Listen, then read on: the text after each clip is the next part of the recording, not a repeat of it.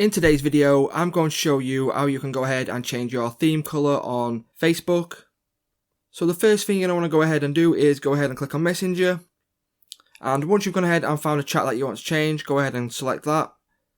So I've just sent a few messages to myself on Messenger just to show this example. So what you're going to want to go ahead and do next is go ahead and click on the eye in the top right corner. And then it will bring up this menu, and then go ahead and click on theme.